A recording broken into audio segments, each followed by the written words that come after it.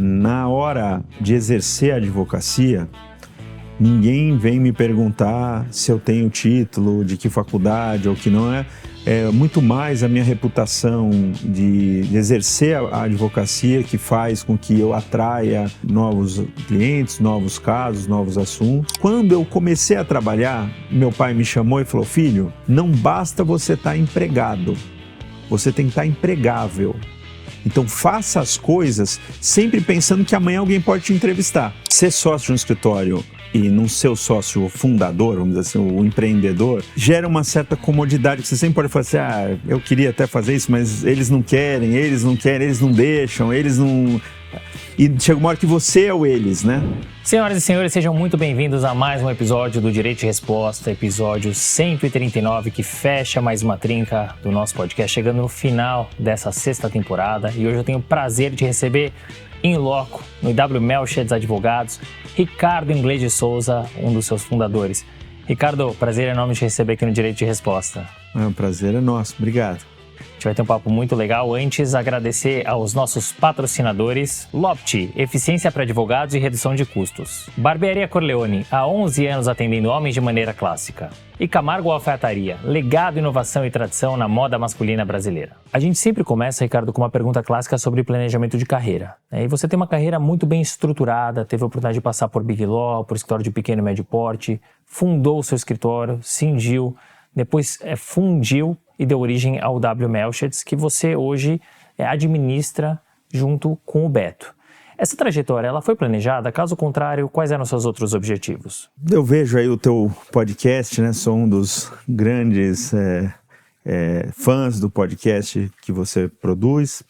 E acho que, como vários outros entrevistados, a minha resposta é que eu não planejei tudo o que aconteceu, né? Claro que eu tinha algumas projeções e algumas ideias, né? A minha intenção inicial não era fazer direito, eu queria fazer agronomia, né? E eu queria fazer agronomia por conta do meu avô paterno. Meu avô paterno era da escola de Piracicaba, né? Da Exalc, e eu admirava muito meu avô, queria ser como meu avô, queria homenagear meu avô, queria estar perto do meu avô. E quando eu fui ficando mais próximo do vestibular, meu avô me chamou e falou: olha, você quer mesmo me agradar? Então faça direito. E aquilo foi um choque para mim, porque eu queria fazer agronomia, eu queria estar no mercado que meu avô está e tal, estudava, conversava com ele sobre genética, ele era uma pessoa muito antenada, né? E isso acabou me abrindo a cabeça para olhar direito. Pô, ele quer que eu faça direito, se eu vou agradar meu avô fazendo direito, então deixa eu olhar um pouco essa carreira que não estava no meu radar, né? E por conta disso, e os professores também falavam que eu acho que eu tinha mais cara de direito do que de agronomia, eu acabei prestando direito. Então não foi algo que eu tinha um sonho, uma vontade assim de fazer. Eu fui um pouco induzido pelos professores e pelo meu avô. Escolhi, então, fazer direito. Quando eu pensei na faculdade de direito, eu logo na sequência comecei a me interessar pela diplomacia. Então, o meu plano inicial era fazer 2 anos de direito e aplicar para Rio Branco e ser diplomata. Só que, quando eu entrei na faculdade, eu já comecei a trabalhar desde o primeiro dia num estágio, né? Então, isso acabou me trazendo, enfim, uma afinidade com a profissão. E eu falei, poxa, eu acho que diplomacia talvez não seja o meu caminho, talvez o meu caminho seja o direito. E aí meu plano passou a ser, eu vou prestar concurso para ser juiz. Então, eu vou estudar muito durante a faculdade. E tinha que fazer, eu acabei tendo que fazer estágio desde o começo, por várias razões, né? Então, continuei fazendo estágio, mas com um plano de ir para a magistratura. Só que aí eu comecei a estagiar numa Big Law e peguei muito gosto pela profissão, tive muitas oportunidades naquele escritório e acabei me encantando e fiquei na advocacia. No final, não fui agrônomo, não fui diplomata, não fui juiz e continuo aqui como advogado, feliz, mas sem planejar, sem um planejamento inicialmente para a escolha da carreira, né? Em relação à minha trajetória profissional e ter começado numa Big Law e tudo mais, também não foi planejado. Eu comecei a faculdade, eu precisava fazer estágio, fazia faculdade à noite, tinha necessidade de fazer um estágio, ter algum tipo de ajuda ali para custear, nem que fossem os livros ou alguma coisa da minha vida. E fiz um estágio no escritório de contencioso no início, né?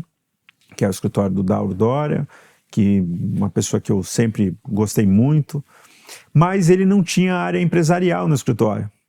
E eu falava para ele, poxa, doutor Dauro, eu adoro contencioso, provavelmente eu vou ficar contencioso o resto da vida, mas eu queria experimentar uma outra área de direito, né? O direito empresarial era uma coisa que me atraía, né? E ele falou, olha, eu não vou conseguir te proporcionar essa experiência. E na faculdade abriu uma vaga no Demarest, na área empresarial, e eu acabei me aplicando para o estágio, fui lá e também, mais um pouco para experimentar outra área, e no final acabei ficando um tempão no Demarest, né, quase 14 anos.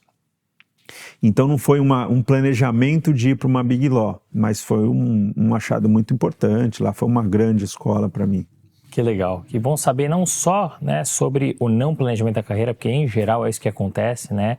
E aí você vai depois planejando os pequenos passos, mas como você caiu no direito, né, para agradar teu avô, que lembra um pouco a minha história também, porque eu acabei seguindo no direito, né, eu brinco que eu ainda sou advogado, porque meu bebê tá bonitinho em dia, apesar de eu não exercer mais, mas também em homenagem ao meu avô, que foi um grande advogado, então muito legal conhecer essa sua história. A gente vai falar muito sobre a sua trajetória, você tem uma experiência muito legal e muito rica para passar para os nossos ouvintes. Vou só dar um passo atrás, antes de entrar na trajetória em si, falar um pouco sobre tua formação acadêmica, porque você tem uma formação muito forte, né? E eu vou falar das grandes formações e depois fica à vontade para contar sobre as demais, né? Mas se formou na PUC, né? O famoso filho da PUC, mestrado na PUC, e o que é muito curioso, porque você tem uma carreira super sólida, estabelecida, e você está fazendo doutorado agora, né? Então eu queria que você contasse um pouquinho dessa escolha pela veia acadêmica, por que você optou por isso e o quanto ela é importante na sua história. Essa questão acadêmica é um ponto que sempre me atraiu, né? Muito embora eu seja muito pragmático, assim, na hora de exercer a advocacia, ninguém vem me perguntar se eu tenho título, de que faculdade ou que não é. Muito mais a minha reputação de exercer a advocacia que faz com que eu atraia novos clientes, novos casos, novos assuntos, né? Então eu falo para os advogados, olha, não vá atrás da vida acadêmica pensando que ela vai ser o grande motor de proporcionar para você um reconhecimento profissional no escritório ou na vida profissional em geral, né? Mas indiretamente eu acho que a academia é um lugar em que ela vai te abrir a cabeça, e quando você tem a experiência acadêmica bem vivida, eu acho que ela te dá repertório e perspectiva. E aí sim você vai ser um profissional melhor, com certeza, né? Então, isso sempre teve povoando a minha cabeça, sempre teve algo me chamando a atenção nesse sentido. E desde que eu estava na faculdade, eu tinha um namoro com a academia, né? Então, na faculdade eu fui monitor de lógica jurídica, ajudava o professor nas aulas, eu fiz iniciação científica no CNPq sobre a lei de transplante de órgãos, então foram 2 anos de pesquisa, escrever artigos, dar palestras, depois me formei, entrei direto no mestrado na São Francisco, né?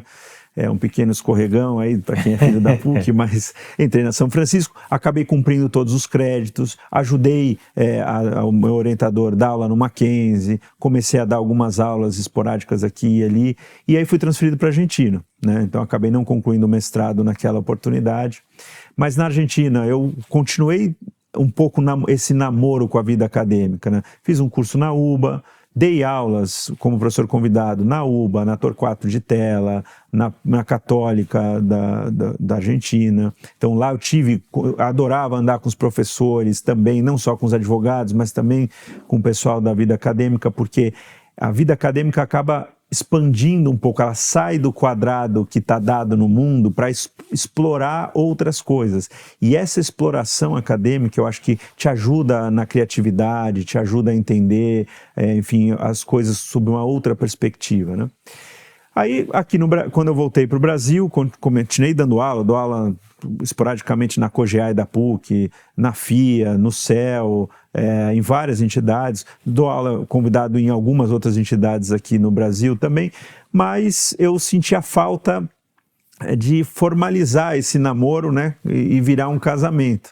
Então, fiz o mestrado, publiquei um livro, e logo na sequência acabei indo para o doutorado também, e eu acho que tudo isso me ajuda muito, mas é a mim. Eu conheço advogados excepcionais que têm zero vida acadêmica, né? Então, eu não posso classificar a vida acadêmica com must to have, mas eu acho que é um very nice to have, né? Tem gente que vai encontrar a criatividade e o diferencial em outras fórmulas. Eu acho que a vida acadêmica me ajuda muito a encontrar soluções, ainda mais para o tipo de problema que vem para mim. São problemas não triviais, problemas não monotemáticos, problemas não encaixáveis numa área ou na outra, são normalmente disformes, desconexos, multifacetados, e isso a vida acadêmica te dá uma serenidade, uma tranquilidade para você desatar esses vários nós que chegam nos problemas mais complicados. Interessante, porque você já fez a conexão, Ricardo, da academia, né? Ser um aluno, estudar, mas também da academia pela vertente do professor, o magistério, que é um caminho que você também sempre trilhou e seguiu, né? E esse é um caminho que eu sempre fico em dúvida, o quanto que impacta, seja positivamente ou negativamente, na advocacia, porque é uma carreira que demanda demais.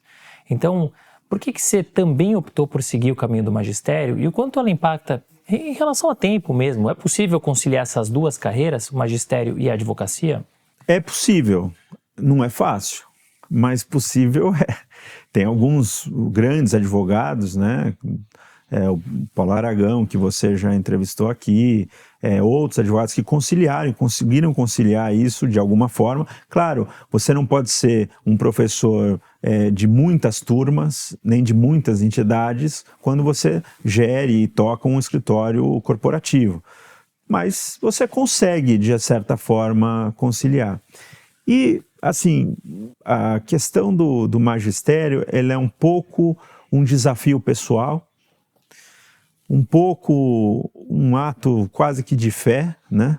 E uma entrega que as pessoas que têm essa vocação, né, fazem, porque a gente reclama muito do mundo de hoje, da característica A, de uma questão geracional, mas quem se dedica a curar essas feridas? É o magistério, é o professor de primário, é o professor do ginásio e é o professor da graduação, da pós-graduação também, né? Então, o professor, ele é um enfermeiro da sociedade também. E eu acho que tem gente que gosta de fazer isso. Para a infelicidade da minha família, dos meus sócios, eu sou um viciado nesse serviço comunitário que é cuidar desse pedaço da sociedade, tentar multiplicar informação, tentar abrir a cabeça das pessoas, como foi a minha cabeça é aberta na academia. Eu acho que eu também como professor acabo exercendo esse papel, né? E eu acho que é isso, e também me ajuda a me provocar, né? Tem horas que um aluno faz uma pergunta que eu nunca passou pela minha cabeça, e isso também me enriquece bastante, né? É um motivo de muita alegria ser professor, e até agora, como diria o suicida quando está caindo da janela e passa pelo quinto andar, até agora tudo bem. É isso aí, mas eu gostei muito da sua visão, né? Porque de fato o professor ele ajuda a formar, ele forma o aluno, ele forma, portanto, a sociedade. Então, é um papel, de fato, muito importante, né? Como você brincou, quase que comunitário. E tem um ponto que você trouxe que eu gosto muito de trabalhar com os professores, né? Ou os advogados professores ou professores advogados, que é o que você aprende com o aluno, né? Porque uma coisa é academia, né? Como aluno você aprender, você estudar. Outra coisa é você ensinar, mas ao mesmo tempo que você está ensinando, você está aprendendo, porque às vezes vem uma pergunta que muitas vezes você não sabe nem por que veio, ou se tem sentido, e você vai estudar e pode solucionar uma questão que você tem no escritório, né? Com certeza. Então, muito legal ter essa visão. Entrando agora um pouco, sim, na sua trajetória profissional, você começou lá atrás, né? Você falou do seu primeiro estágio, depois do teu ingresso no Demarest, que você já comentou como você chegou lá e o porquê você chegou lá. Mas você acabou caindo depois na área concorrencial, né? Quando eu brinco ainda era tudo mato, né? E lá você vão quase 30 anos. Como é que você caiu nessa área e como é que você se apaixonou por essa área que é tão específica? Legal. Falando do Demarest, eu acho que vale dedicar aqui um tempo da nossa conversa para alguns pontos que eu acho que são interessantes até de registrar, né? Quando abriu a vaga de estágio no Demarest, o Demarest ainda tinha lá um outro quadro de sócios, né? Alguns já se aposentaram, outros infelizmente faleceram, e um deles era o Orlando Giacomo. O Orlando Giacomo é um advogado que infelizmente já faleceu, mas é queridíssimo até hoje, é lembrado até hoje, é uma pessoa que foi uma pessoa assim que eu falo que é das pessoas que perfumam o mundo, né? Ele foi uma pessoa que perfumou o mundo e o mundo jurídico em especial. E ele me entrevistou uma vez. E o Demarest tinha um processo de entrevista, né? Você chegava no escritório, te levavam para uma sala, você fazia uma prova, aí avaliava ali a prova, devia ter algumas questões meio básicas e tal, uma redaçãozinha, via que você estava em ordem, então você passava uma entrevista com o Orlando, que entrevistava todo mundo na época, o Demarest era menor do que é hoje, então ele entrevistava todo mundo. E aí eu fui ser entrevistado por ele, ele me entrevistou, falou, não, ótimo, então você foi selecionado, você vai trabalhar então, você vai ser estagiário na área trabalhista. E eu eu estava no escritório e queria fazer empresarial.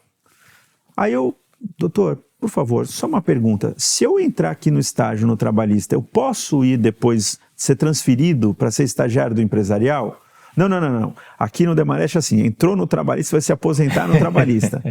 Daí eu expliquei para ele, falei assim, olha, na verdade eu queria fazer um estágio em direito empresarial, nada contra o trabalhista, o tributário, o contencioso, eu estou fazendo um estágio contencioso já, mas eu queria experimentar o empresarial, foi por isso que eu apliquei até para o estágio. Ah, não, então você não está querendo, você está recusando a proposta do Demarest? Eu falei, não, veja bem e tal. E aí ficou aquele clima, ele falou, não tem vaga para o empresarial. Só que o Demarest estava crescendo tanto na época que uma semana depois a secretária me ligou, oi, tudo bem? Você foi convocado para uma entrevista no Demarest. Eu falei, tá bom. O que eu imaginei? Como eu falei a semana passada que eu queria fazer estágio na área empresarial, deve ter aberto uma vaga no empresarial. Então, beleza, fui lá, cheguei, por favor, senta, faz a prova. Era a mesma prova, então eu sabia as questões. Eu fiz a prova, apliquei a prova, entreguei a prova, saí de lá, fui para a sala com o Dr. Orlando. O Dr. Orlando me entrevistou, ele falou, bom, tá ótimo, não me reconheceu, eu achei estranho, porque ele fez as perguntas parecidas e tal. E falou, tá certo, tudo ótimo e tal, tem uma vaga perfeita, você vai ser estagiário do contencioso tributário. Aí eu olhei assim e falei, puxa, doutor, vou fazer uma pergunta. Se eu entrar no contencioso tributário, eu posso migrar para o empresarial? Não, aqui você começou no contencioso tributário, você se aposenta no contencioso tributário. Aí eu dei a mesma explicação da outra vez. Ele olhou e falou assim, você teve aqui já. Então eu falei assim, eu tive, é que eu... não, então você está recusando demais pela segunda vez? Não, tudo bem e tal. E fui embora de lá, voltei para o meu estágio, o meu antigo chefe falou assim, ele estava me ajudando, inclusive, a mudar de estágio. E aí, como é que foi? Eu falei, eu acho que agora já era. Fui lá, aconteceu isso. Deu lá 2 semanas, me chamaram no Demarest de novo. Oi, tudo bem? Você está sendo convocado para uma entrevista aqui no Demarest. Fui para a 3ª vez. É quase como São Pedro, né, que negou Cristo 3 vezes. Fui lá e, pois não, tem uma prova, a mesma questão. Aí eu fiz a prova, já sabia até o que eu ia responder, entreguei para a pessoa, faz lá uma avaliação rápida, me chamaram para a sala. Quando eu entrei, o Orlando olhou para mim e já fez uma cara, eu acho que eu já vi esse cara alguma vez, né? Sentou, aí ele começou a me perguntar, eu respondendo, né? Eu era estagiário, eu não tinha nem envergadura para falar, poxa, pela 3ª vez vocês me chamam aqui, né? Eu era muito novo, imagina, recém-ingressado na faculdade quase, né? E nessa 3ª entrevista ele falou, bom, tá ótimo e tal, temos uma vaga aqui do contencioso tributário. Provavelmente eles não preencheram a vaga. Daí eu olhei para ele e falei assim, doutor Orlando, eu vou te fazer uma pergunta. Aí ele falou, você que veio aqui me perguntou se podia ser no empresarial, né? Eu falei, fui eu. Não pode ser no empresarial. Você entrou na vaga aqui, então eu falei assim, então, doutor, eu quero muito trabalhar no Demarest, mas só me interessa se for empresarial. Aí ele levantou o telefone, ligou para o sócio da área, que era o Rogério Lessa, na época, né? Me ligou para o Rogério e falou assim, doutor Rogério, tem aqui um menino, petulante, que só quer trabalhar com vocês e tal, não quer trabalhar em nenhuma outra área do escritório. Eu acho que você não deve contratar. Brincando, claro, né? Mas fazendo aquela pressão na entrevista. Desligou o telefone, eu fui para a sala do Rogério, uma entrevista com ele, assim, duríssima, e no final me contrataram. Então eu entrei lá no empresarial para fazer a área empresarial. Era uma época em que você estava tendo um boom de privatizações no Brasil. Então tinham muitas auditorias, muitas operações de leilões internacionais com M&As e tal. A área empresarial do Demarest estava à flor da pele, né? Então eu lembro, eu entrei lá, eu tinha uns 30 chefes, né? Advogado e sócio e sócia e tal. E nessa época tinha acontecido poucos anos antes do meu ingresso no Demarest, eu não sei se você sabia, mas o Franceschini e Miranda, o Franceschini era sócio do Demarest. História de concorrencial. Que é uma boutique super conhecida do concorrencial. Ele era sócio do Demarest. Poucos anos antes de eu entrar no Demarest, ele saiu do Demarest. E levou todo o trabalho de concorrencial, que na época nem era uma área muito relevante, quase não tinha escritórios que faziam concorrencial na época. Ele levou as áreas embora. Né? Quando ele leva a área de concorrencial embora, o Demarest fica sem área, mas alguns clientes não quiseram levar o caso com o Franceschini e deixaram 3, 4 casos lá que ninguém entendia, queria tocar e tal. Um dado dia, um cliente ligou, falou, como é que está meu processo assim assado? E o sócio que ficou encarregado da área era o Mário Nogueira. O Mário Nogueira falou assim, ai caramba, esses casos aí, como é que eu vou tocar? Tem que ter alguém para me ajudar e tal. Ah, pega alguém para ajudar. Aí ele foi atrás de algum advogado. Estava todo mundo fazendo privatização, uns baita M&As, que alguém ia parar de fazer isso para fazer concorrencial? Não ia, né? Então o Mário falou, não, quer saber, eu vou tocar os casos, mas eu vou pegar a ajuda de um estagiário para me ajudar e tal. E eu ficava muito no escritório na hora do almoço, porque eu ia para a faculdade, eu era bem, assim, Caxias de ir para a faculdade, assim, no horário, não faltar nas aulas e tal. Então eu vinha mais cedo para o escritório e não almoçava, às vezes ficava lá, comia qualquer coisinha rápida, para poder sair no horário e chegar na faculdade no horário, né? E ele saiu perto da hora do almoço, todos os estagiários almoçando, o único que estava lá, quem era? Era eu. Então, você, vem para cá. E estagiário não tem vontade, né? Estagiário vai fazer o que tiver que ser feito, né? Então ele me chamou e me falou, você vai ajudar nos assuntos aqui, você já ouviu falar do CAD? Eu falei, não. Então, pega esses 4 casos, faz um relatório, me ajuda, eu tenho que falar com o cliente. E eu fiquei ali como um ajudante do Mário, fazendo os processos. Só que eu comecei a estudar a matéria e aí os casos, eram casos antigamente, os casos no CAD demoravam muito mais tempo que demoram hoje, não tinha andamento online, tinha os julgamentos no CAD que a gente tinha que acompanhar, tinha que pegar o avião para ir ver o julgamento, não tinha sessão online como tem hoje na internet, né? E eu comecei a fazer a rotina do direito concorrencial, comecei a me inteirar e o Demarest com tanto M&A, com tanta operação, com tanto assunto, falou, poxa, a gente passa todos os trabalhos para o Franceschini ou para outro escritório, por que a gente não faz o trabalho aqui, né?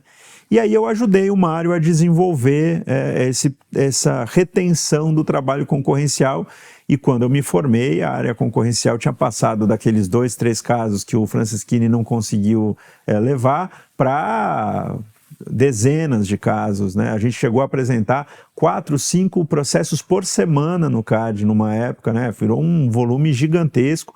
Então, logo no começo era o Mário e eu era o profissional dentro do Demarest que tinha mais tempo de experiência com concorrencial. E aí, como as pessoas já estavam envolvidas em outras áreas, foi ficando e eu fui me desenvolvendo e aí depois o resto é história, né? Mas foi assim que eu fui para o concorrencial. Também, sem muito planejamento, mas eu encontrei no concorrencial uma área muito interessante. E aí, para voltar um pouquinho só para falar de planejamento de carreira, talvez faça sentido mencionar isso até para quem está ouvindo aqui o podcast. Teve uma coisa que me acompanhou e me acompanha até hoje. Até hoje me acompanha.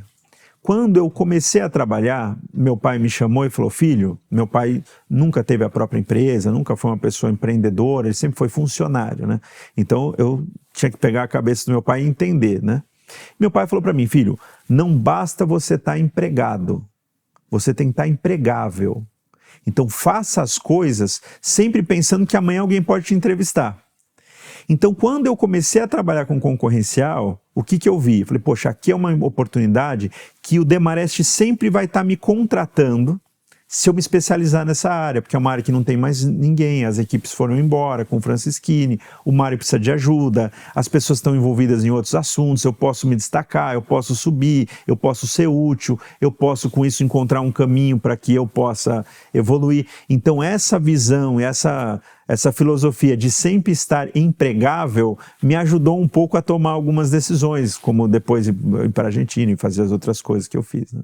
Não, mas que interessante como você, na área concorrencial, você não se preparou para isso, mas você estava pronto para isso. Verdade. E é como as coisas têm que acontecer. Né? É impressionante. Você estava lá na hora do almoço, seguindo a tua rotina, só você estava lá e dali você seguiu para a área concorrencial. E mais do que isso, né? Você viu uma oportunidade, abraçou a oportunidade e hoje é um dos maiores nomes, sem dúvida, na área concorrencial. Não sou só eu que digo, os prêmios eles falam por si só. Né? Então, muito interessante como você caiu, mas como você abraçou a área concorrencial. E você já trouxe um teaser, você falou da Argentina, né? Você fez um caminho que é até incomum, né? Porque normalmente quando a gente vê essa experiência em escritório estrangeiro, você vê os advogados brasileiros indo para a Europa, para os Estados Unidos, e você acabou fazendo um outro caminho. Você foi para a Argentina, num dos principais escritórios, não só da Argentina, mas da América Latina. Como é que surgiu essa oportunidade? O que você aprendeu lá? Que desafio você encontrou? Especialmente em relação à cultura, ao dia a dia, se você puder contar um pouco, vai ser ótimo. Não, claro.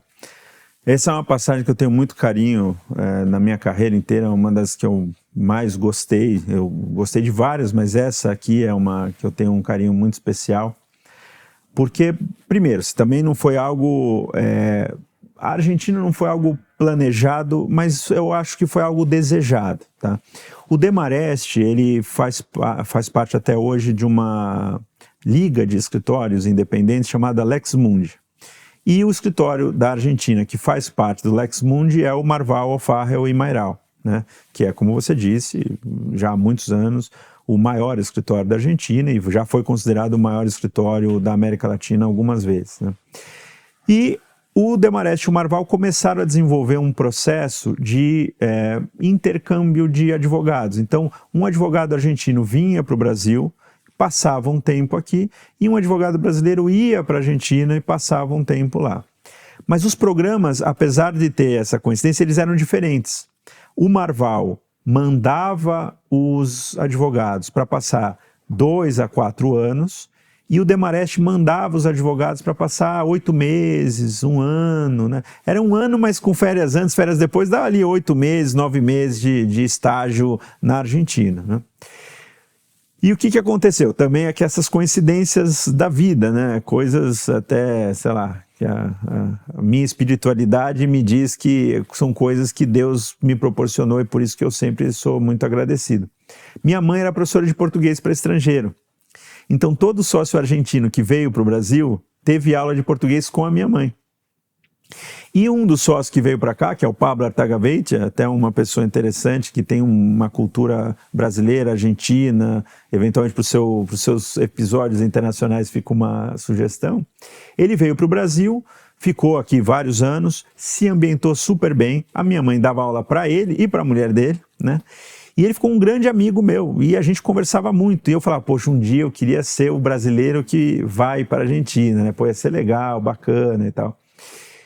E aconteceu assim, um alinhamento de astros, né? No ano que eu fui escolhido para ir para a Argentina. Eu não me programei naquele ano, não me voluntariei, porque em geral eram pessoas mais velhas que iam representar o Demarest, mas houve um alinhamento de astros e o meu nome surgiu em alguma reunião e os sócios do Demarest falaram, não, vai o Ricardo.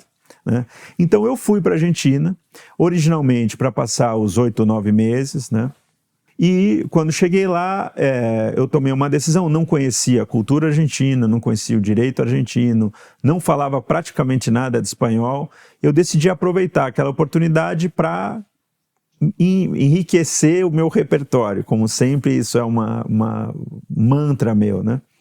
Então eu fui lá, falei, vou voltar falando espanhol, conhecendo um pouco mais da Argentina, conhecendo um pouco mais do direito argentino e ampliando meus relacionamentos, minhas amizades e tudo mais. Então a primeira decisão que eu tomei com a minha família, naquela época eu não tinha filhos, era só eu e a minha esposa, né? A gente falou, vamos tentar uma imersão na cultura argentina e aprender espanhol. Então tinha aula de espanhol. eu só assistia televisão argentina, eu só assistia cinema argentino, que não é nenhum sacrifício, porque é um baita cinema, né? E eu comprei alguns livros, e foi fácil, porque o argentino, ele adora escrever sobre ele mesmo, né? Você vai numa livraria argentina, tem lá uma estante dessa aqui todinha só sobre livros de argentinos falando sobre argentinos, né? Então eu peguei dica de 2, 3 livros, escutava rádio argentina e fiquei realmente ali 2, 3 meses assim, mergulhado numa imersão sobre a cultura argentina e tudo mais. E nesse período eu entendi por que o Marval mandava os advogados por mais tempo, né? Os 8 meses, 9 meses que os advogados brasileiros ficavam na Argentina nunca eram suficientes para gerar um relacionamento, para aproveitar o intercâmbio em favor do Demarest, né? Então eu fiz um plano, apresentei um plano, falei assim, olha, eu vou voltar daqui a 5 meses, mas o próximo que vier, eu acho que vocês deviam deixar eles por 3 anos, por isso. E eles receberam o plano, acho que receberam na época, gostaram do plano e acabaram falando, o plano tá ótimo, fica você aí os 3 anos. Eu acabei ficando 3 anos na Argentina, que foi ótimo, porque eu fiz o curso na UBA, eu acabei desenvolvendo relacionamentos lá super interessantes. Na área de concorrência, um pouco antes de eu ir, foi formado um grupo chama Foro Competência, que é como se fosse um IBRAC mais amplo, né, mais latino-americano, pelo Julián Penha, que é sócio do Agenda Ibrea lá. Eu ajudei logo no começo da formação e estou lá até hoje no Foro Competência, né? Fizemos vários eventos lá, é um foro super sofisticado de da concorrência na América Latina, né? Então foi uma época muito boa em que eu pude aprender, eu pude desenvolver minha cultura. Hoje eu posso falar que eu sou um brasileiro que não chego a torcer para a Argentina, muito embora o Julián e o Pablo tenham fotos minhas com a camiseta da seleção argentina.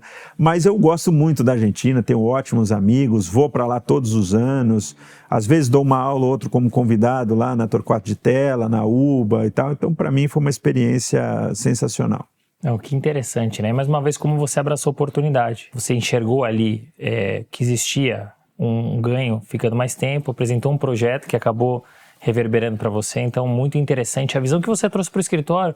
E como você colocou, eu era novo, né? E eu precisei mergulhar ali na cultura argentina, 3 meses totalmente focado e que trouxe um ganho depois para continuar a trajetória que a gente vai falar sobre isso, né? Você voltou para o Brasil, ficou ainda muitos anos no Demarest, foram quase 14 anos, como você bem colocou. E aí vem um movimento, né? Você foi para o então BKBG, um escritório que não existe mais, mas que era um escritório muito diferente, né? O primeiro escritório a ter ISO, era um porte diferente, era um escritório com uma visão muito tecnológica, mas de porte menor também. Por que você decidiu fazer essa transição, né? E como é que foi a sua adaptação, saindo de uma Big Law para um escritório com uma veia diferente, um porte diferente? Mais uma vez, acho que a primeira vez que eu falo isso com certeza em público, eu acho que, sendo bem honesto com a tua audiência, com você, não teve não teve um planejamento, uma visão estratégica, vai ser melhor por isso, esse movimento é importante por isso ou por aquilo. O Demarest, na época que eu saí, ele passava por um processo de transição, de geração, de gestão, de modelo, né? Eu, por alguma razão, naquele momento, deixei de me identificar com algumas coisas e acabei tomando uma decisão de sair. A minha decisão foi muito mais, naquele momento, de sair do Demarest do que de ir para o BKBG. Sem nenhum demérito, o convite do BKBG foi ótimo. O Paulo Brancher, o Kujalski, o Gonçalves, são pessoas que eu tenho contato até hoje. O Paulo Brancher é meu orientador no doutorado. O Kujalski, enfim, advogou, minha mulher era diretora jurídica de uma empresa multinacional, foi diretora durante 20 anos, trabalhou com o Kujalski durante alguns casos. O Gonçalves, vira e mexe, a gente conversa. Então são pessoas que eu tenho um carinho muito grande, me receberam muito bem. Mas a verdade mesmo é que houve uma decisão de sair de lá, né? E aí eu tinha ali algumas propostas naquele momento e o BKBG tinha isso de apelo, né? Um escritório com pessoas muito bem reconhecidas, mas que estava num projeto de crescimento muito grande, né? E muitas coisas que eu aprendi com a minha vivência no BKBG eu uso até hoje. de decisões de gestão e tal, porque lá realmente tinha uma coisa bem diferente. Mas, de fato, foi um choque de realidade, né? O Demarest naquela época, já era super consolidado, e naquela época os outros concorrentes do Demarest ainda estavam no começo da ascensão. O Matos Filho de hoje não era o Matos Filho de 2000, né? Há 25 anos atrás, o Matos Filho não era o que é hoje. Há 25 anos atrás, o Machado Meyer não era o que é hoje, né? O Demarest e o Pinheiro Neto brigavam ali na ponta praticamente isolados, né? E agora tem muito mais concorrência e tal. Então, foi um choque de realidade, certamente sair de uma Big Law para ir para um escritório boutique, mas querendo fazer o full service acontecer, né? E eu não tinha noções ainda, né, porque eu fiquei a minha vida inteira profissional no Demarest até sair, até aquele momento, eu não tinha noção de qual que era a marca do Ricardo, né? Embora a mantra do meu pai sempre tenha me acompanhado, eu sempre tenha tentado me posicionar como uma pessoa profissional e, nesse sentido, passar credibilidade mesmo da minha pessoa, não só a credibilidade da placa, mas também a minha credibilidade, a minha capacidade técnica, a minha autoridade técnica, eu sempre construí isso, né? Mas eu não tinha noção, né? E quando eu saí do Demarest, eu saí conversando numa boa de lá, né? Não levei ninguém da equipe, não assediei nenhum cliente, nada. E no final das contas, a vida foi me devolvendo contatos, me devolvendo a oportunidade de trabalhar com algumas empresas que eu tinha trabalhado no Demarest e até com algumas pessoas. Hoje, uma das pessoas que está na minha equipe trabalha comigo há 20 anos, começou como minha estagiária no Demarest, né? Então isso acabou que, enfim, o rio encontrou o mar de novo ao longo do processo. Mas foi isso. E eu acho que a gente vai aprendendo que escritórios de advocacia que atendem empresas em geral, eles têm 3 grandes pontos para, enfim, de alguma forma trabalhar, né? Tem o conhecimento técnico, que eu digo que ele é muito plasmado, muitos escritórios, eu não vou falar que um sócio e um advogado aqui do escritório não consegue fazer tecnicamente o que um sócio ou um advogado dos outros escritórios faz, a gente consegue fazer, tão bem quanto qualquer outro escritório, né? Então, conhecimento técnico é uma coisa que ficou meio que uniforme no mercado, né? A estrutura, lógico que talvez tenha escritórios com mais mármore do que outros, né? Mas a estrutura necessária, que é de um escritório, ela é muito tranquila. Você precisa ter um bom sistema, uma boa internet, um bom ambiente. Com isso você consegue atender os seus clientes. A diferença no final é o atendimento e o relacionamento. E isso, você está numa Big Law ou está num escritório menor, ele vai acabar sendo o mesmo valor, vai tendo o mesmo valor. Se você não tiver relacionamento numa Big Law, você provavelmente vai estar embaixo de um sócio que tem relacionamento. Se você tem relacionamento numa boutique, ou num escritório menor, ou num full service, numa dimensão menor, você também vai conseguir sobreviver e vai ter desafios interessantíssimos para tratar. Foi essa a grande lição que eu aprendi. Não, muito bacana você trazer a história, né, de como você saiu, como você chegou no BKBG, que de fato, assim, é um escritório que era muito precursor, né? Tanto que você usa hoje, depois de muitos anos, muitas coisas ali relacionadas à gestão, um escritório que serviu de celeiro, muitos bons profissionais, como é o teu caso, saíram de lá, estão em escritórios, estão em empresas, alguns já passaram inclusive aqui para o Direito de Resposta, então muito legal conhecer essa história e a visão que você tem, né? E de lá você também faz um movimento muito interessante, né? Porque você se junta ao pessoal do Dias Carneiro, né, que tinha até então uma parceria com o escritório espanhol Uria Menendez, ou seja, um escritório já com appeal mais internacional. Como é que foi essa experiência? O Dias Carneiro, o que aconteceu, né, eu não conhecia o Dr. Henrique Dias Carneiro, mas eu fazia muitos trabalhos para o Uria Menendez no Brasil, ainda no BKBG, né? Vamos lá, o Uria, ele é também integrante do Lex Mundi, então eu conheci os sócios do Uria no Demarest, né? Mas o Uria tomou uma decisão em algum momento de tentar ter uma relação mais próxima com algum escritório no Brasil e acabou tendo essa relação de melhores amigos com o Henrique Dias Carneiro, né? E numa viagem para o Chile, eu encontrei um sócio da Espanha, do Uria Menendez, e ele falou: poxa, Ricardo, a gente está te passando um monte de trabalho, para a gente faria muito sentido se você conversasse com o Dr. Henrique, tentasse ver se ele não tem espaço no escritório dele, não quer ampliar o escritório dele, não quer incorporar essa área lá. E foi isso que aconteceu, eles me apresentaram para o Dr. Henrique, a gente conversou, o Dr. Henrique me conheceu um pouquinho melhor, entendeu um pouco a complementariedade da área concorrencial com as áreas do escritório dele, e fazia super sentido no contexto que ele estava, naquele momento, trazer a área concorrencial. E eu fui meio que de mão dada ali com os sócios espanhóis do Uria para conhecer o Dr. Henrique, e dali foi a minha história no Dias Carneiro, e foi muito legal também, tinha casos interessantíssimos.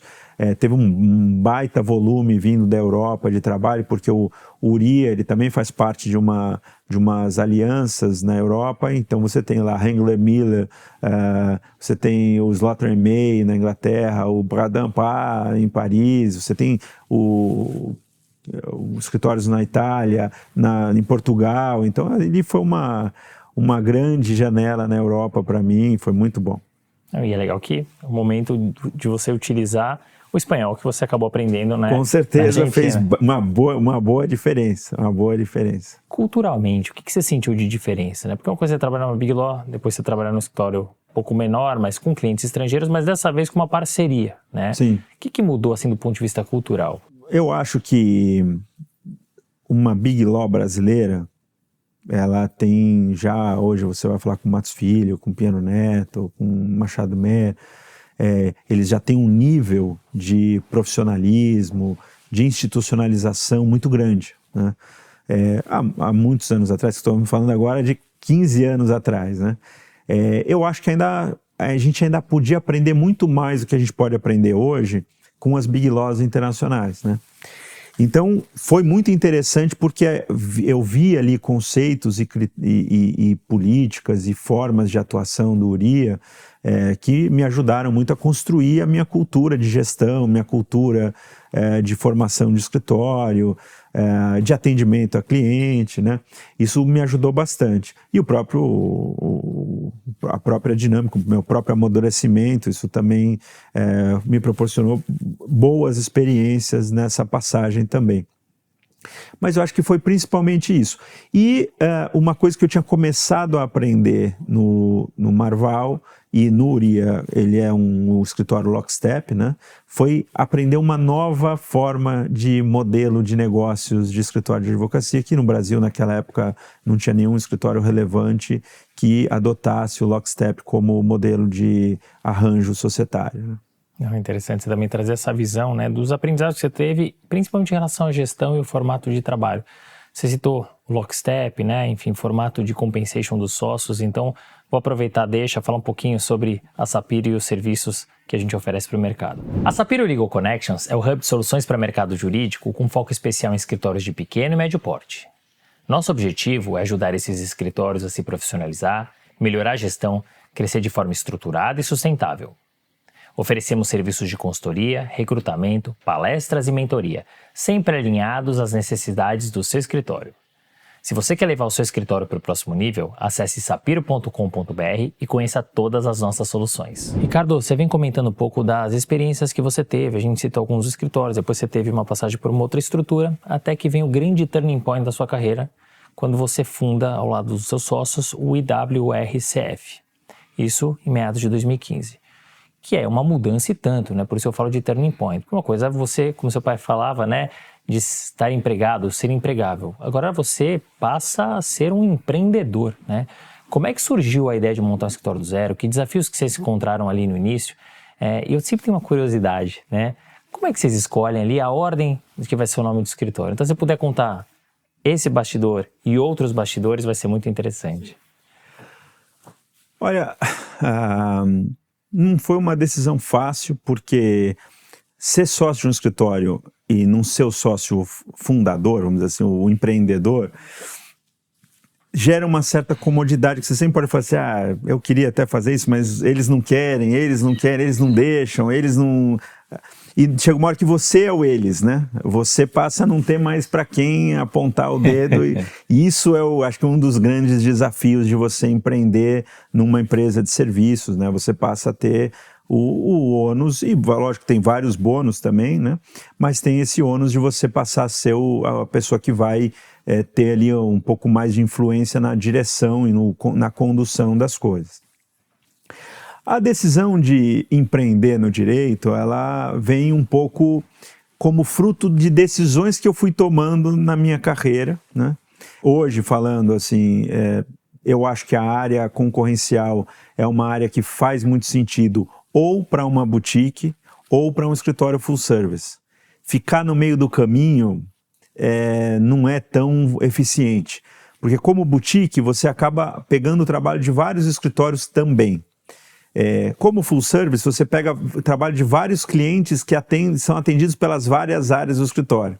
Quando você está no meio do caminho, ninguém vai te passar trabalho porque você está no meio de caminho, mas você também não tem um volume de clientes e de áreas para atrair trabalho para a sua área. Então, a minha área é uma área que você tem já uma escolha difícil para fazer.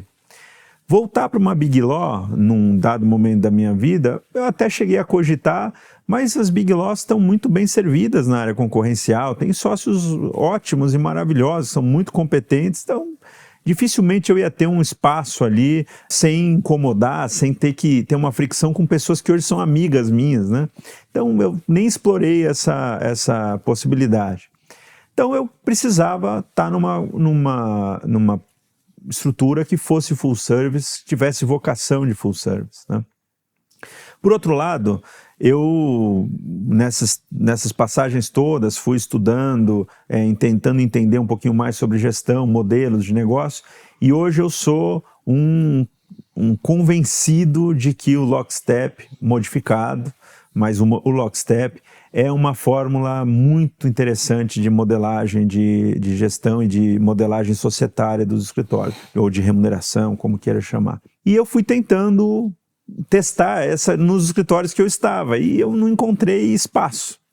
Então chegou uma hora que eu tinha que tomar uma decisão. Eu e as pessoas que estavam comigo, que acreditavam nisso, tinham que tomar uma decisão. Ou a gente existia e absorvia um sistema mais it or to kill, numa cultura que não fazia muito sentido para a gente, ou a gente ia ter que empreender, não ia ter muito como a gente achar um escritório e chegar lá, eu vou trabalhar com você, mas tem que ser do meu jeito. Ninguém vai abrir o escritório para eu mudar o escritório dele e fazer um escritório do jeito que a gente acreditava.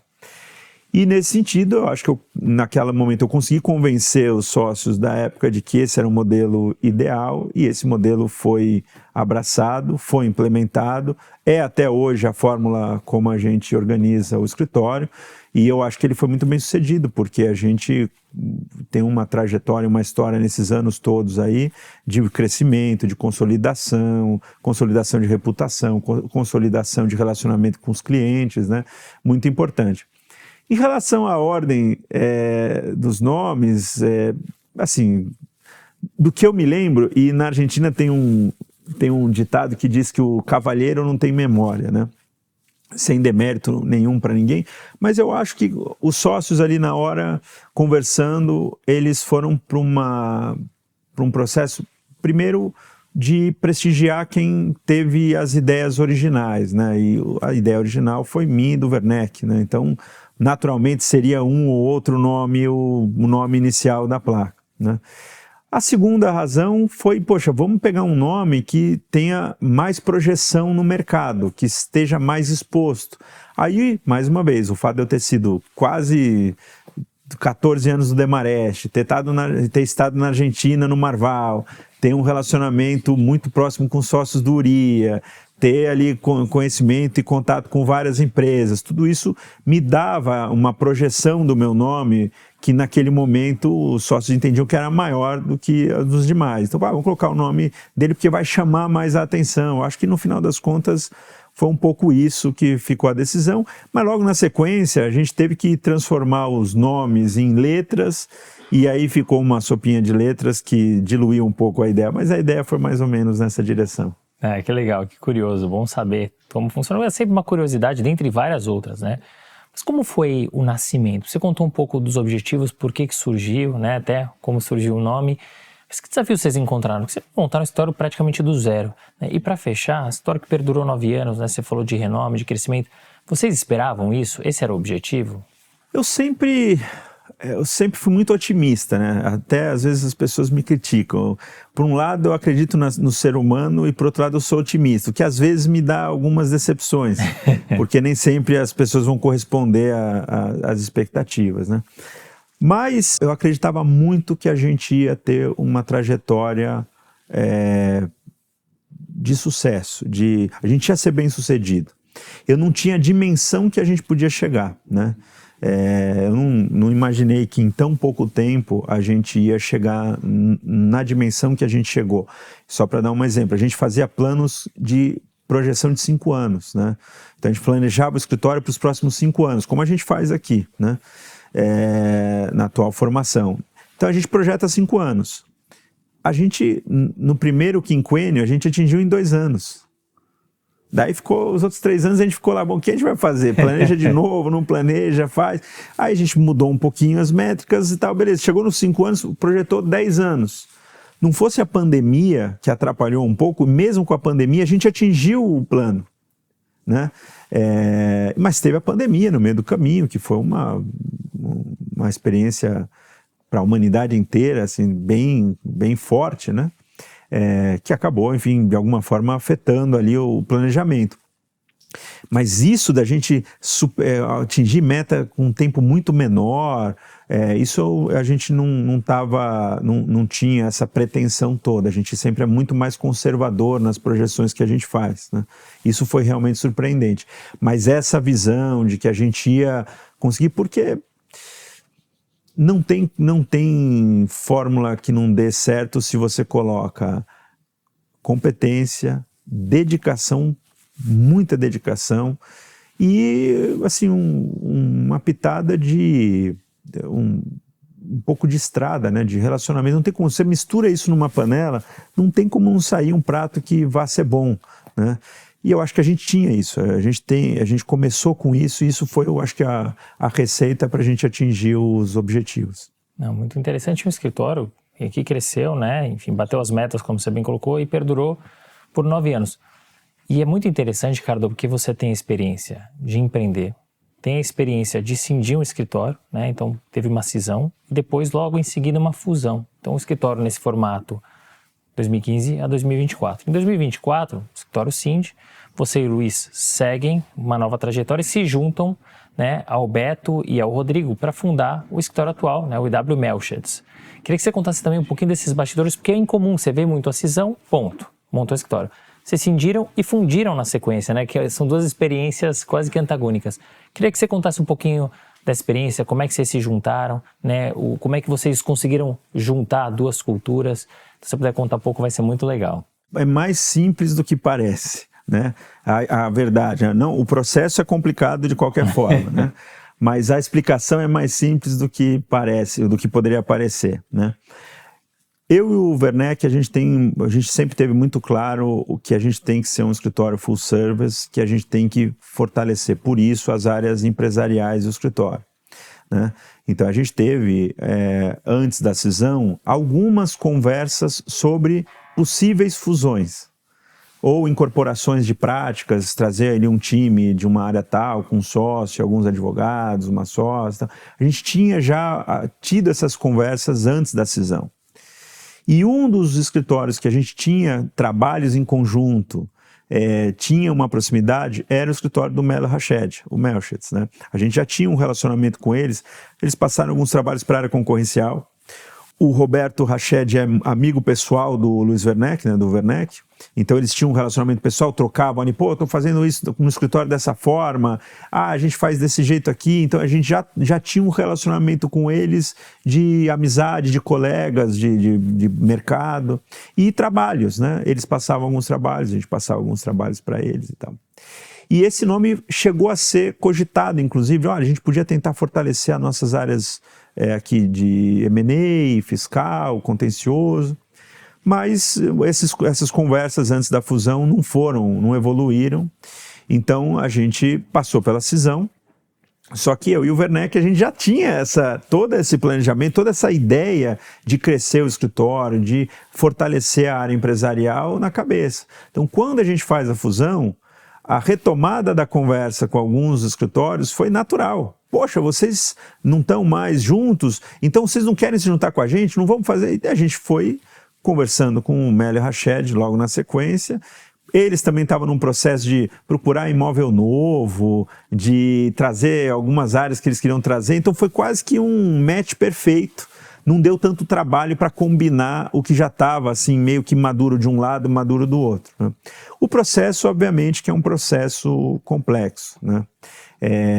Mas antes de falar do processo, até tem um outro detalhe. A visão que a gente vinha tendo no escritório era uma visão em que a nossa carteira de clientes, que é uma carteira maravilhosa, os nossos clientes são super parceiros, são clientes que a gente atende há muitos anos, em relacionamentos assim, de décadas, né? Mas eles são majoritariamente multinacionais. E as multinacionais passaram nos últimos 10 anos por um processo em que algumas envolvem área de compras para negociar com o escritório, outras têm mudanças e saem do Brasil, voltam, ficam menores e tal. E a gente tinha ali uma situação de mercado mesmo mais complexa. A multinacional te dá recorrência, te dá ali uma relação perene, mas você tem uma precificação muito complicada com eles, né? Porque tem ali uma série de elementos envolvidos. E a gente estava tentando atender o middle market, né? Atender empresas brasileiras, empresas em que o dono ainda está na gestão, porque essas empresas têm uma outra realidade de contratação, você tem um mercado mais puro, vamos dizer assim, na hora de contratar. Você tem menos recorrência, tem algumas áreas que você não vai conseguir concorrer, por várias razões, mas outras áreas você tem uma possibilidade de trabalhar um trabalho melhor, um trabalho que vai ter muito mais valor para o proprietário fazer o M&A, que é o M&A da vida dele, do que você fazer numa multinacional que faz 5, 6 M&As num ano, né? É diferente a percepção de valor e tudo mais. E o Melchett tinha essa característica de uma carteira de clientes, empresas excepcionais, mas com esse perfil de empresas em que o proprietário ainda está na gestão, são empresas que estão se desenvolvendo, que precisam muito de um atendimento e ainda não tiveram acesso a atendimento eventualmente mais sofisticado no direito, e foi um mix interessante. Então, essa abordagem também foi catalisada por esse fator. E nesse processo, que vem a sua pergunta sobre quanto foi, como é que foi, se foi difícil ou não foi, quão difícil foi, eu diria que, primeiro, a qualidade dos sócios do Meli Rached, que não vieram só eles trouxeram outros sócios com eles também. A qualidade humana foi o nosso primeiro filtro, tanto acho que deles com a gente, como da gente com eles, né? Então, do nosso lado, eu, o Werneck, o Thiago Camargo, a Thalita, o Jorge Gutierrez, eu acho que nós passamos no filtro de humanidade do lado deles, e do lado deles o Roberto Rached, o Rodrigo Melo, a Fernanda Passos, o Jorge Soares, o Thiago Groppo, também foram super bem, e é uma relação humana muito boa que a gente desenvolveu nas conversas, e a integração acaba sendo muito mais fácil quando existe essa integração mais pessoal, mais humana entre os sócios. Isso acaba cascateando para baixo. Existe aí, é lógico que políticas, procedimentos, processos, sistemas que a gente foi harmonizando ao longo do ano passado, ao longo desse ano, perdão, e isso deve estar tudo já... Isso está já praticamente tudo setado. A partir do ano que vem, a gente vai rodar 100% integrado, com sistemas integrados, com faturamentos integrados, com tudo integrado. E nesse meio do caminho, não posso deixar de mencionar que a gente teve a felicidade de trazer o Erlan Valverde, que era um sócio do Tosini. Então, além da fusão, a gente ainda teve também a incorporação de um sócio super importante na área de wealth planning, né, e na área de consultivo tributário, que é um outro desafio nesse meio do caminho, né? Para facilitar esse processo, o que a gente procurou fazer foi fazer com que a gestão do escritório fosse conjunta. Então, Eu fui eleito pelo conselho como um dos sócios administradores, um dos managing partners, e o Roberto Rached foi também eleito. Então a gente tem uma cogestão entre os dois, né? E tem dado super certo. A gente acabou de fazer uma viagem entre os sócios, os 12 sócios foram para uma viagem para discussão estratégica do ano que vem, dos próximos 5 anos. E eu e ele que organizamos, então foi muito bacana, foi super, bem no final foi um sucesso entre os sócios, a viagem, deu tudo certo. Então mostra também que a gente, nesse ano todo de integração, a gente conseguiu fazer um trabalho bem feito, um trabalho com muito respeito, muita humanidade e, acima de tudo, o que a gente acredita, muita generosidade, né? O relacionamento humano tem que ter generosidade no escritório com os clientes, no escritório com a equipe, porque sem isso a tendência não dá certo. Sem dúvida nenhuma, Ricardo, porque esse que é humano é o que faz dar certo, né? Se você pautar uma sociedade em dinheiro, a chance de dar errado é gigantesca, né?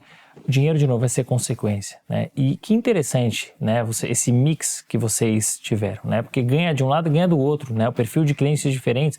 E essa cogestão, ela é crucial, né? Porque você traz a visão dos dois escritórios e aí vocês conseguem fundir.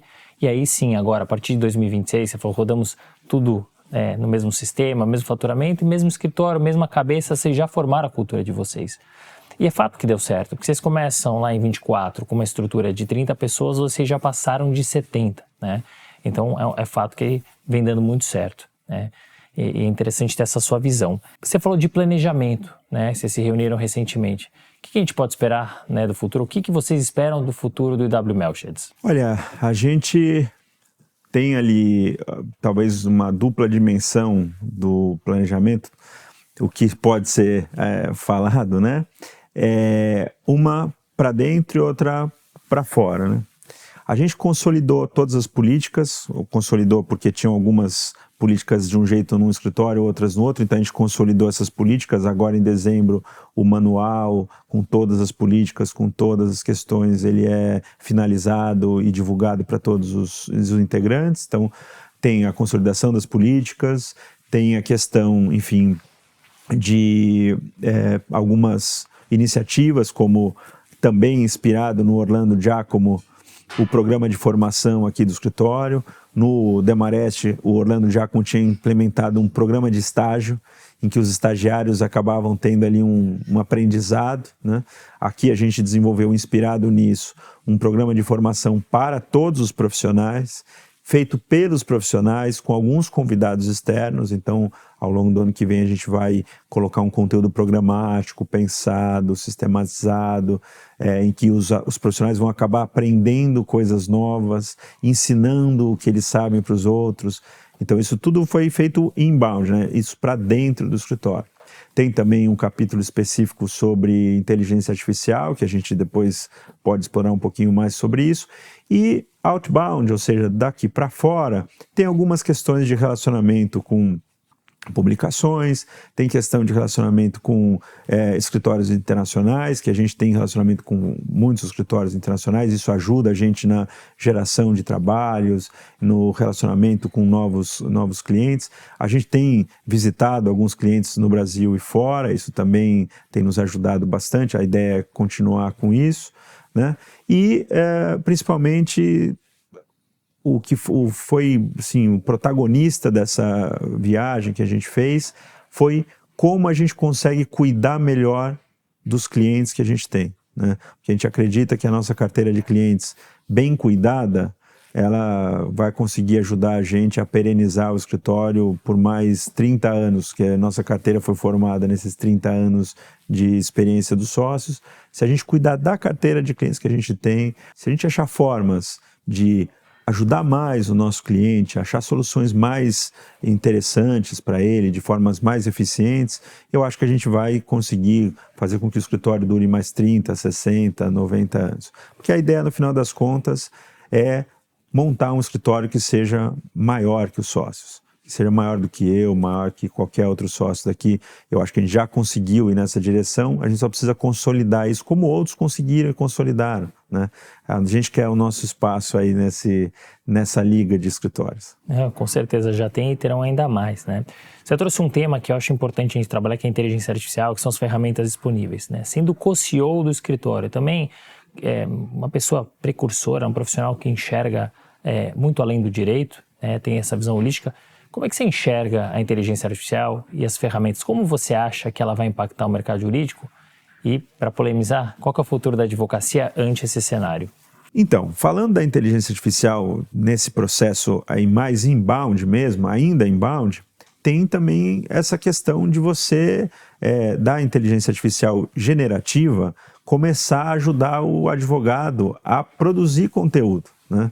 Isso ainda tem um problema, um desafio muito grande, que é a questão de manutenção da confidencialidade, né?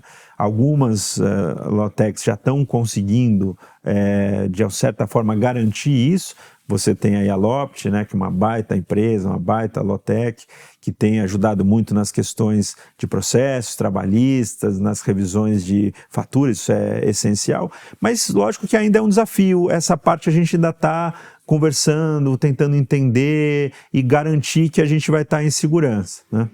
Mas tem uma parte que eu falo, e eu insisto, até fazendo aqui um spoiler de algo que talvez não esteja no radar de todo o escritório, que é a inteligência artificial como produto, como serviço jurídico, né?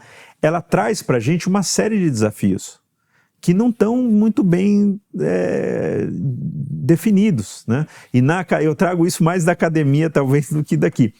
Se eu faço um prompt para o ChatGPT e ele me dá um texto, quem é o autor do texto?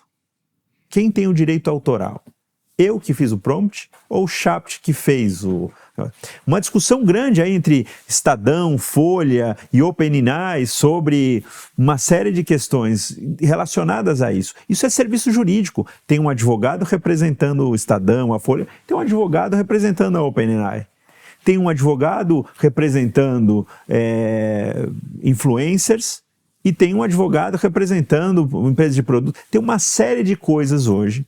Você pega deepfake, posso fazer uma deepfake, mesmo falando que é uma deepfake, eu posso colocar o teu rosto falando uma coisa que eventualmente você acha horrível.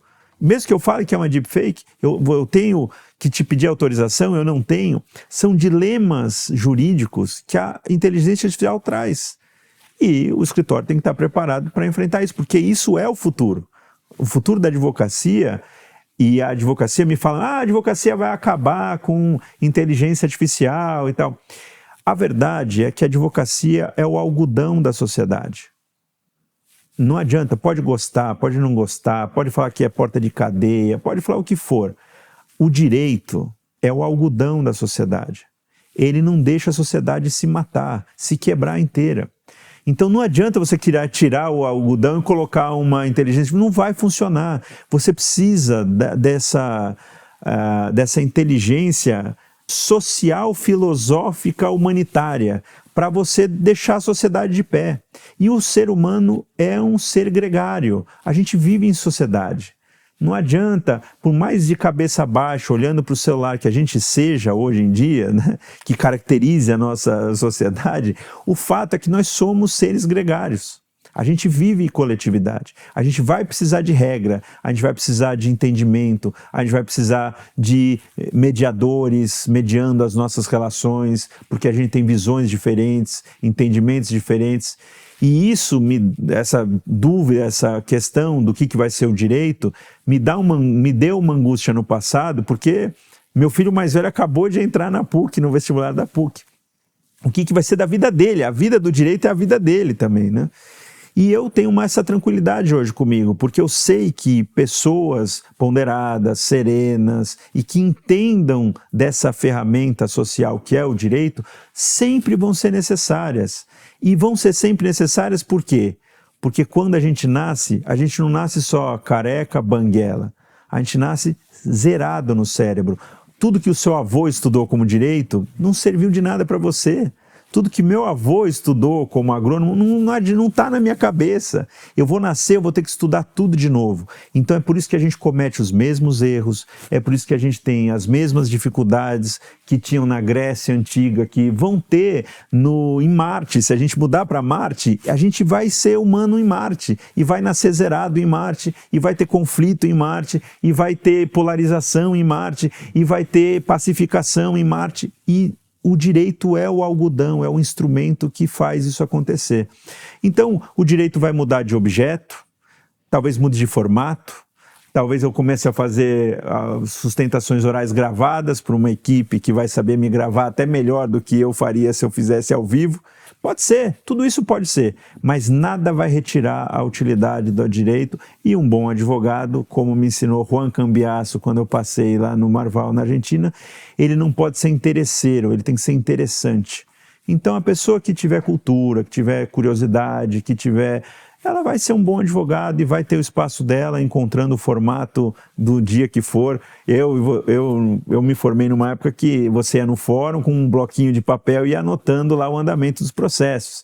Hoje não tem mais bloquinho, hoje não tem mais ida para o fórum, hoje você faz um sistema que a inteligência artificial já manda para o cliente e fala assim, o seu processo está assim, tá? Não precisa mais nem fazer isso. Talvez essa seja um desafio da profissão do direito nessa transição, né? Se você olhar nos próximos 5 anos, é possível que haja uma inversão da pirâmide nos escritórios, né? A base de júniores, estagiários, que é maior do que a de sócios, talvez ela tenha uma inversão e você tenha menos júniores e tal, porque realmente parte do trabalho que hoje é destinado para essa juventude, ela não vai mais acontecer. A inteligência artificial, os sistemas, seja com macro, seja com outra tecnologia, talvez eles façam isso. Mas a gente vai precisar ensinar, porque ninguém nasce sênior, ninguém nasce sócio. O que vai ser, como vai ser, aí é um desafio que eu vou deixar para as próximas gerações. Talvez a gente vire como um grande clã Jedi, em que a gente vai ter que ter os pequenos padawans aprendendo com a gente como que advoga e tal, para o momento que eles estejam prontos, eles ganharem ali o sabre de luz deles e serem os advogados sêniores e sócios do futuro. É muito bom, muito legal. Eu gostei dos exemplos que você trouxe, do algodão, do interessante versus o interesseiro, e eu acho que exemplifica, né? O direito está aí, a advocacia está aí, ela vai ser alterada, a forma vai ser alterada, como hoje a gente tem sustentação e audiências online, como a gente tem hoje petições com vídeo, né? Imagina, na minha época eu nunca imaginei, foto já era moderno, né? Então, como você mencionou, né, sobre ir ao fórum, autos conclusos, anotar, voltar, então isso sim vai mudar, né? O formato vai mudar, mas eu acho que tem um quê humano realmente que faz toda a diferença, e quando você fala do algodão da sociedade, acho que conecta muito com isso, né? Quero aproveitar também e te dar 10 acessos para vocês conhecerem essa ferramenta da Lopt, que, enfim, são vários os serviços disponíveis e possíveis, trabalhista, no tributário, em peças judiciais, enfim, e com a curadoria deles, né, para de fato evitar essas alucinações. E eu vou aproveitar e falar também para os nossos ouvintes. A Lopt é uma plataforma de inteligência artificial criada sob medida para escritórios de advocacia e departamentos jurídicos. Ela reduz drasticamente o tempo de análise de documentos, entrega respostas com segurança e confiabilidade, sem alucinações comuns em IA genéricas, e combina o contexto de documentos com uma base de legislação e jurisprudência curada pela própria Lopt.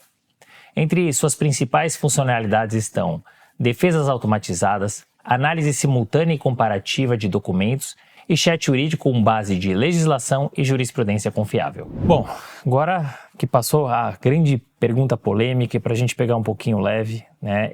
Antes da gente seguir aqui para o final do nosso bate-papo, você é muito elegante, a turma aqui do escritório é muito elegante, para manter essa elegância, vou falar um pouco da Camargo Alfaiataria, que é o nosso patrocinador. Inclusive estou vestindo esse blazer, que é da Camargo. E tem uma condição especialíssima, Ricardo, para você, para todos os nossos ouvintes do Direito de Resposta. Só usar o código Direito de Resposta 10, que vocês vão ter um super desconto ali de 10% na primeira compra. A Camargo é referência em alfaiataria sob medida, com atendimento verdadeiramente personalizado e peças pensadas nos mínimos detalhes. E além da alfaiataria, a marca também oferece looks casuais de excelência, disponíveis no e-commerce. E para você que nos acompanha no Direito de Resposta, um presente especial. Use o código Direito de Resposta 10 e garanta 10% off na sua primeira compra. Seguindo para o nosso bate-papo, Você tem uma trajetória super bacana, participou de diversos casos, diversas operações, né, na sua área mãe, que é o concorrencial, dentre várias outras, né, porque você é procurado por muitas outras coisas. Tem algum caso que é mais emblemático para você? Se sim, qual e por quê? Na área de direito da concorrência, eu fui muito feliz, né, na confiança que clientes me deram ao longo da minha carreira. Eu tive envolvimento em casos super interessantes no CAD, né? Casos precursores em vários aspectos, em vários assuntos. Acabei escrevendo artigos antes das coisas acontecerem no Brasil. Isso, por exemplo, em casos de fusão, quando a questão é muito complexa, o CAD impõe condições, né? E quando as condições são muito complexas, o CAD exige que as empresas contratem o que o CAD chama de trustee, que é um terceiro que vai monitorar se as condições estão sendo implementadas da forma que foi combinada com o CAD. Isso aconteceu na Europa. Eu, em contato com um escritório inglês, falei com um amigo meu de lá, e a gente escreveu um artigo sobre trustee no Brasil antes do CAD pensar em fazer isso. Um ano depois, 2 anos depois, o CAD começou a colocar os trustees aqui no Brasil. Tive a oportunidade de trabalhar no primeiro caso brasileiro que envolveu a acusação pelo CAD de shame litigation, ou seja, abuso do direito de petição. O primeiro caso no Brasil que teve, fui eu que fiz. O primeiro artigo escrito sobre o assunto, fui eu que escrevi. Depois, o Minimum Advertised Price, que é o preço mínimo anunciado, que é um caso... É um assunto super polêmico. Os Estados Unidos permitem, a Inglaterra acha que é crime hediondo, a Europa está confusa nessa confusão de que se pode, se não pode. E a primeira consulta que foi feita no Brasil sobre esse assunto, fui eu que fiz, eu que estruturei, e é a única consulta que o CAD autorizou a implementação da política no Brasil. Essa aqui também eu tive a oportunidade de trabalhar. Tem alguns casos que estão em andamento, eu não me sinto muito confortável para falar, como o caso do Nubank, que tem uma história maravilhosa da atuação do time, do meu time, no caso, né? E trabalhei para o caso, por exemplo, do Clube dos 13, e foi muito interessante também. O Clube dos 13 era presidido pelo COF, do Grêmio, e tinha contratado como diretor executivo o Ataíde Gil Guerreiro, um São Paulino, né, que foi muito importante para o São Paulo, até hoje um grande São Paulino, torcedor do São Paulo. E eles me contrataram porque naquela época eles tinham feito uma licitação para tentar melhorar o valor do que era pago pelas empresas de televisão para os direitos de transmissão do Campeonato Brasileiro. E a Rede TV ganhou a licitação, inclusive falou que era a primeira transmissão 4K, isso há uns anos atrás, né? E a Globo tinha perdido, e imagina, a Globo perdeu o Campeonato Brasileiro, era inconcebível na época. E aí tiveram alguns movimentos e o Clube dos 13 ficou preocupado com a situação, e tinha um caso no CAD envolvendo a Globo. Eu fui contratado para tentar proteger e preservar essa licitação feita pelo Clube dos 13 contra qualquer eventual abuso que pudesse acontecer por parte da Rede Globo. E foi bem sucedido, a gente conseguiu preservar, a licitação foi totalmente preservada, mas no final a Rede TV acabou não confirmando os pagamentos, e no final a Globo acabou aumentando as ofertas anteriores, e a Globo continuou com os direitos naquela época, né? Hoje em dia a Cazé TV revolucionou o mercado, mas naquela época não tinha, né? Então foi um caso muito interessante. Mas além desses casos todos do concorrencial, que eu acho que eu fui muito privilegiado por ter sido escolhido pelos clientes para tocar todos eles, me deu o reconhecimento tanto no Brasil como fora, tem uma característica que poucas pessoas conhecem, né? Pelo menos não é o que é mais falado de mim no mercado. Eu acabei trabalhando em casos completamente aleatórios, mas que eram muito complicados. Não era nenhuma área, mas eram várias áreas ao mesmo tempo, né? Então, um dos casos que eu participei no passado foi um projeto muito interessante, que foi uma tentativa de criar um museu para o Pelé, né? Uma iniciativa maravilhosa, lindíssima, promovida por um inglês que era apaixonado por futebol, apaixonado pelo Pelé, e tinham questões tributárias, tinham questões de propriedade intelectual, tinham questões contratuais, tinham várias questões, né? E por conta desse trabalho eu acabei tendo várias reuniões com o Pelé, foi uma experiência muito interessante, foi bem bacana. né? Foi um dos casos assim, super interessantes também da minha carreira e que não tem relação só com concorrencial ou isso. E aqui no escritório eu continuo com esses casos. Alguns clientes foram desenvolvendo essa confiança e me vendo como o que tradicionalmente é conhecido como troubleshooter, né? O resolvedor de problema. Não importa a área, não importa o que for, quando ninguém mais sabe como encaixar e como pegar o problema, são os troubleshooters que vão resolver. E tem alguns no mercado, eu acho que eu tenho consolidado o meu nome como sendo um desses. Muito legal, muito boas histórias, todas elas, tanto da área concorrencial quanto a que envolve, né, várias áreas, né, e como você bem colocou, ser um resolvedor de problema.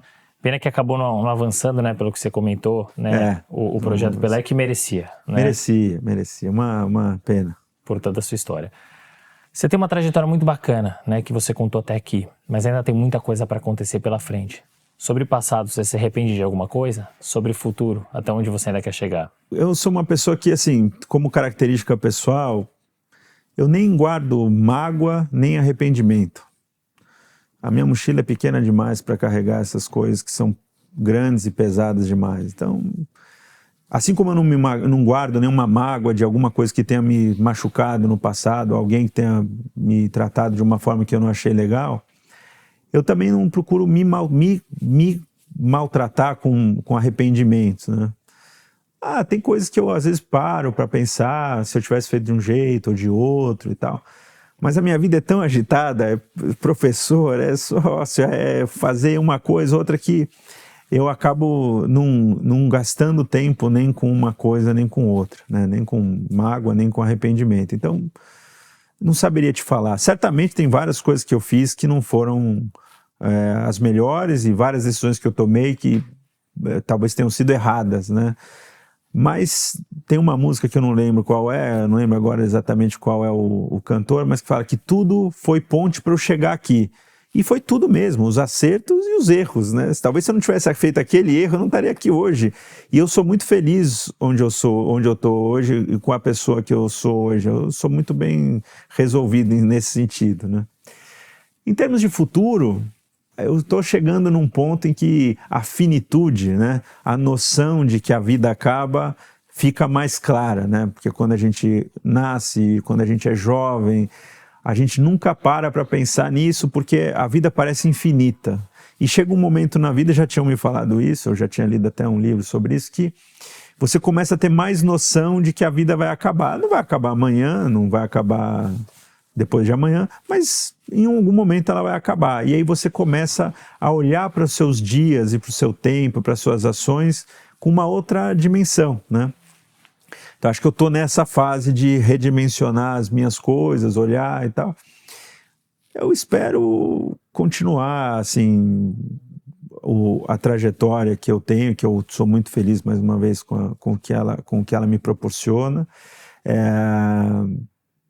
e conseguir dar o espaço para as pessoas que estão comigo, para que elas possam crescer, para que elas possam também olhar a beleza da vida que eu vejo no lugar privilegiado que eu cheguei, né? Então é isso, eu acho que para o futuro que eu projeto é isso. E muito trabalho, né?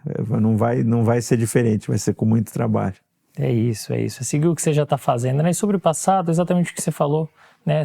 O conjunto do que você fez te trouxe até aqui, certo ou errado, arrependido ou não arrependido, né? Você chegou onde você queria chegar, ainda tem muita lenha para queimar.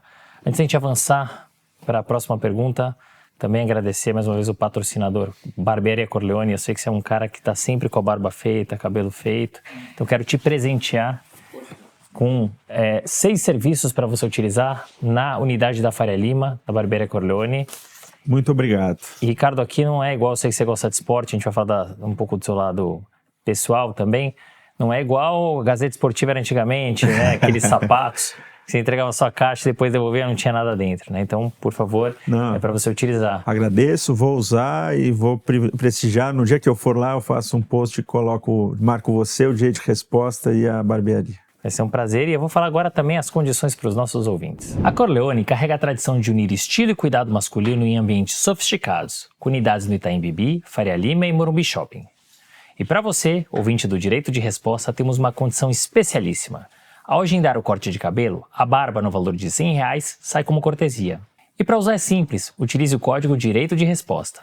Essa vantagem é válida exclusivamente na unidade da Faria Lima, nossa maior e mais recente casa, que fica na Avenida Brigadeiro Faria Lima, 2902. E você pode agendar nos telefones aqui embaixo. Ricardo, a gente falou muito da tua PJ, né? Enfim, de toda a sua trajetória profissional, como advogado, no magistério, na academia. Quem é o Ricardo na PF? O que você gosta de fazer? Essa é uma pergunta difícil. Eu não tenho clareza para te dar uma resposta objetiva. Eu sou aquela pessoa que está procurando se encontrar a vida inteira, né? Tentando achar alguma definição e tentando entender, ou talvez entendendo que não tem uma resposta para isso, né? O que eu aprendi da minha pessoa física, e talvez isso com as outras coisas que eu faça fora da minha vida profissional reforce esse entendimento, é que eu gosto de servir. Parece piegas, né? Mas eu gosto de ser um servidor. Eu gosto de atuar pela comunidade. Eu sou assim como professor, eu acho que eu sou assim como sócio, quando eu procuro enaltecer os meus colegas mais do que a mim, em subir todo. Eu sempre falo isso muitas vezes, né? Quem está por cima estende a mão, não levanta a botina, porque não vai fazer um mundo melhor de outro jeito, né? Então eu acho que o Ricardo na PF, ele é um servidor, porque ele, ao final das contas, não consegue ser diferente na PF do que ele é na PJ, né? Aí explica talvez a insana e irresponsável decisão de ser síndico. Essa realmente é inexplicável. Sou síndico de um condomínio de 760 Uau. Casas, em que as pessoas, enfim, têm as mais variadas preocupações, inquietudes e tudo mais. Então, eu acho que se eu tivesse que me definir, eu me definiria como eu sou feliz servindo a comunidade, servindo as pessoas que eu gosto, as pessoas que eu não gosto, que eu não conheço. Eu não tenho nem essa distinção. Legal, mas muito bacana, né? É quem você é, né? Então, você deu uma resposta, né? Talvez você ainda esteja procurando, mas acho que ficou muito claro esse espírito de servir, muito legal. Para fechar esse bate-papo bacana, você contou a história, você trouxe conselhos, mas sobrou algum conselho para você trazer para os ouvintes? Assim, eu acho que entender na profissão do direito, que também é outra questão que eu acho que o tempo não vai mudar, a profissão do direito exige paciência. Os processos podem demorar um pouquinho mais, um pouquinho menos, mas eles nunca vão ser rápidos, né?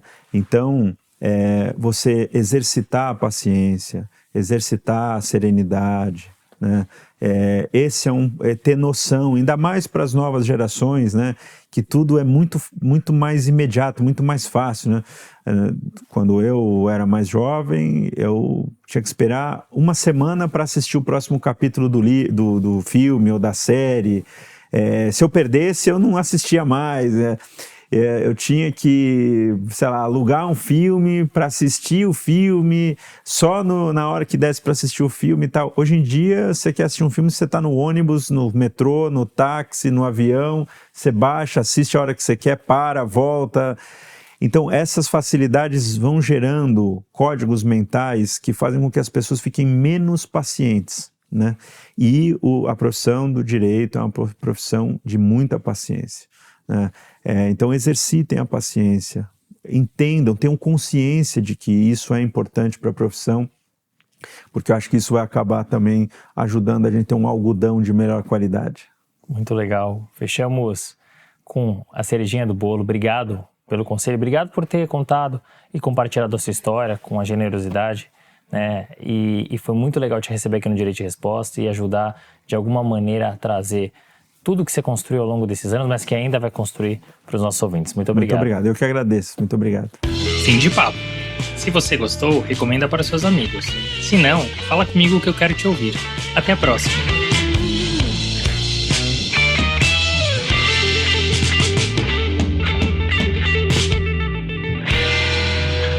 Este podcast foi editado por Felipe Mux.